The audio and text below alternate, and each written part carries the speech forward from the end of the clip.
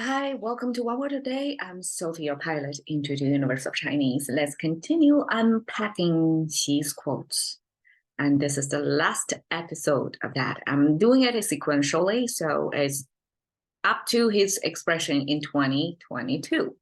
So last year, he was talking to President from Tanzania, and he was using this expression. He's saying, 现代化不等于西方化。Okay, 现代化 versus 西方化. 现代化 is a Chinese translation of modernization. Okay.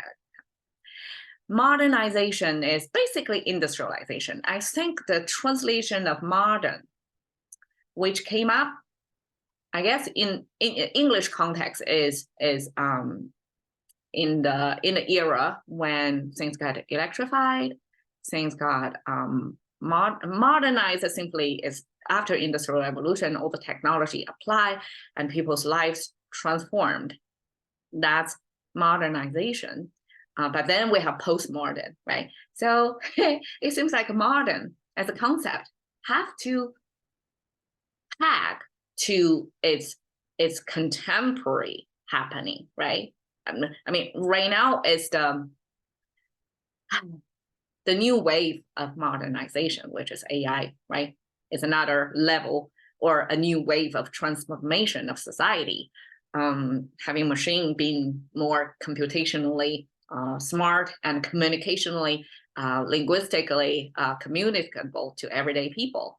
That is a type of modernization as well. It's like our society, our technology keep modernize ourselves with new technology. So this modernization initially pinned down with industrial revolution, the transformation, electricity, right? From that era.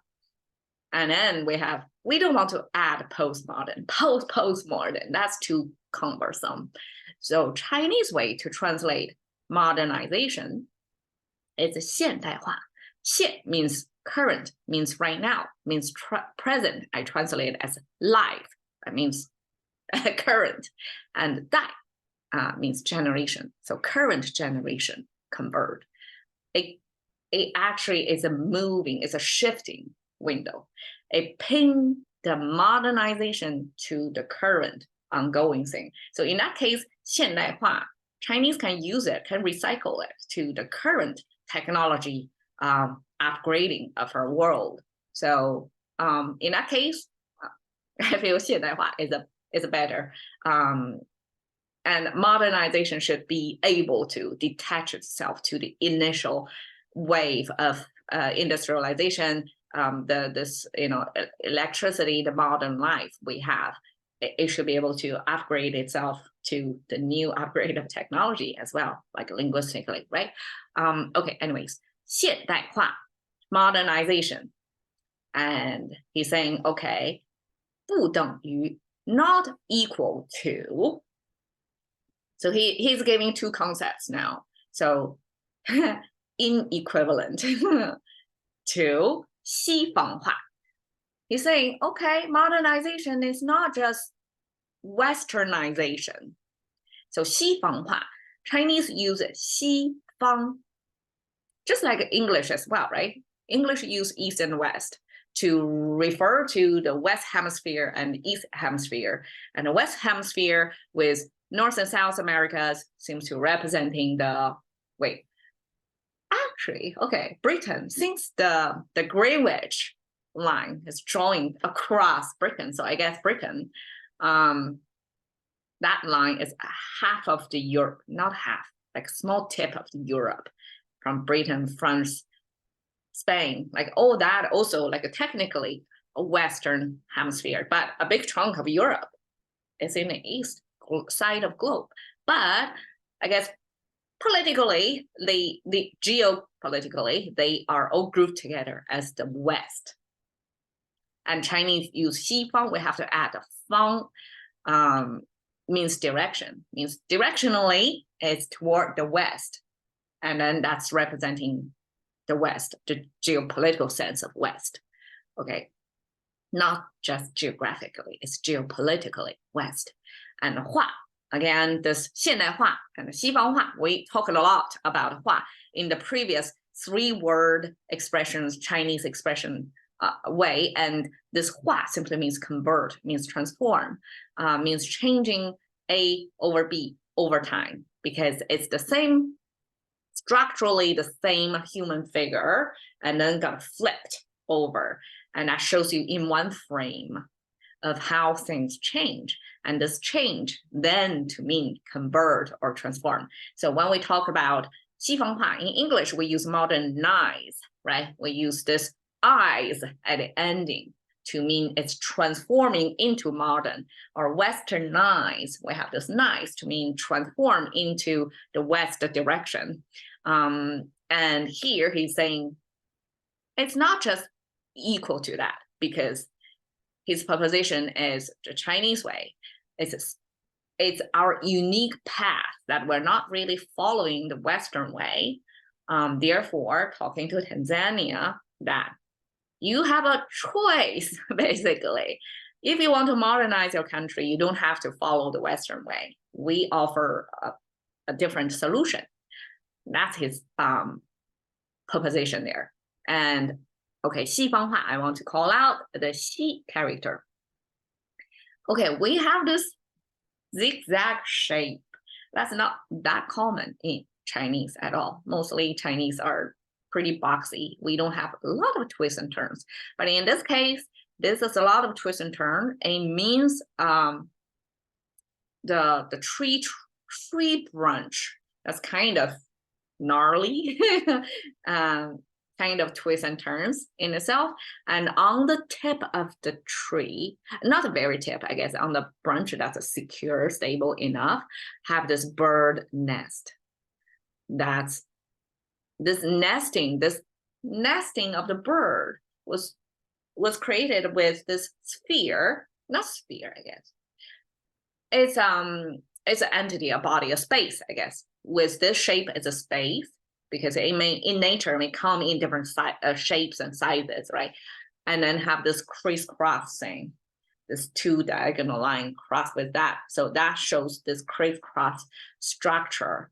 I guess bird builds their nest with a lot of twigs, and therefore this weaving of the twigs, this crisscrossing of this shape, kind of a physical representation of what a bird nest looks like. And this bird nest hanging over the tree, simply signifying the time when the sun is setting down and the birds are returning to their nest. And so this time marker was used as an indirect way to imply the sun is setting down. And throughout the globe, wherever you are, the sun is setting down the west, rise from the east. No matter you're on the east or west hemisphere, we all observe the same phenomena. So that's how east and west was defined. In Chinese, the east was defined, the sun is rising right behind the tree trunk. You have that sun embedded in the tree visual representation to mean, okay, it's a sunrise moment. And here we're using the bird returning to its nest to mean it's nest returning moment of the day, which is the sun setting time. I mean, we cannot use the sun embedded in the tree symbol again, right? Because then it's hard to tell, it's a sunrise or sundown. But here, using bird nest, it's like, no question, it's a sundown moment, sunset moment. So we use sunset to refer to the west direction. Okay.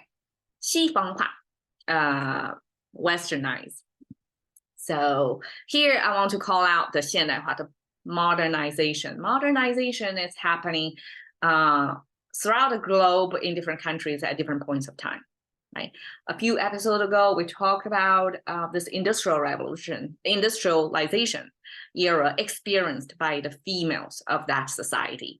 I compare Sister Carrie, which was a novel published in 1900 depicting a country girl going to factories in Chicago and made her way through, this complex society that was different, so different from where she grew up with.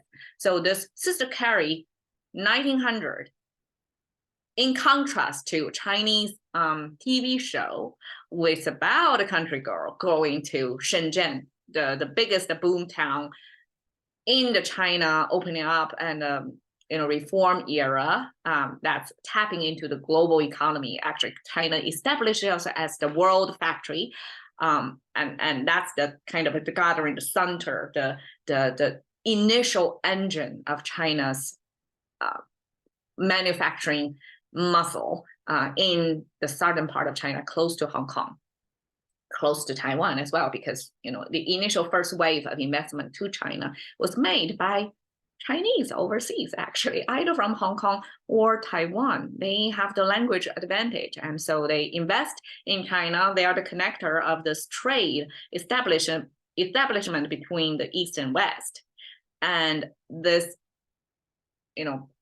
Chinese country girl, soap opera, not soap opera, well, kind of chick flick, was telling the similar story of this industrialization process of pushing the population from countryside, from a female's perspective, like how they survived this change. And that was a TV show in late 1900s. So you can see the timeline is like 100 years apart.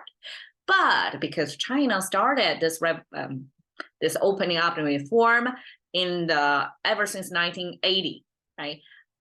Now it's like over 40 years now, that China has transformed itself in a dramatic way of industrialization or modernization. To my view, industrialization is more like mechanical engineering achievement, right? Industrial revolution is about engines, about burning the energy to mass produce something. And modernization is more about the daily, everyday life. It's more about electronic engineering. It's like electrify the city, electrify our lives. And I'm just capturing this two views of China's highly prized fast railroad project. And this, I think, is a central station in Shanghai, somewhere like that. You can see how many of them park up there, because that's the kind of the hub of economic and international trade and people population, right? So it's kind of spoke out to all directions in China. And this shows Shanghai. So this is Shanghai. This is what do you call it? Waitan. I forgot what's it called.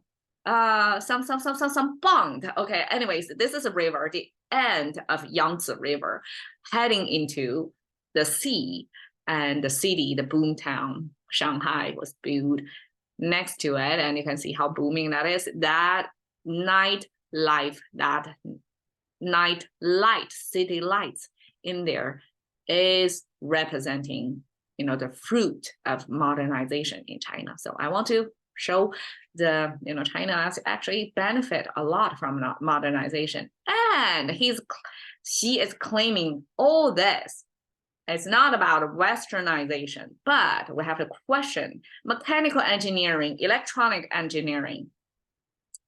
Both of them are like rooted in Western, first from academic and then applied to the industry. So all these technology and science were from the West.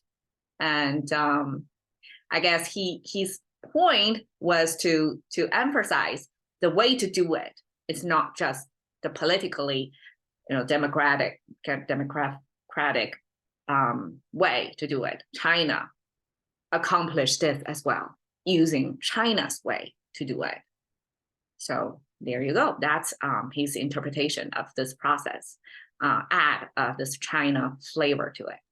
All right, cash into the currency of thinking by one word a day. We shall see you another day.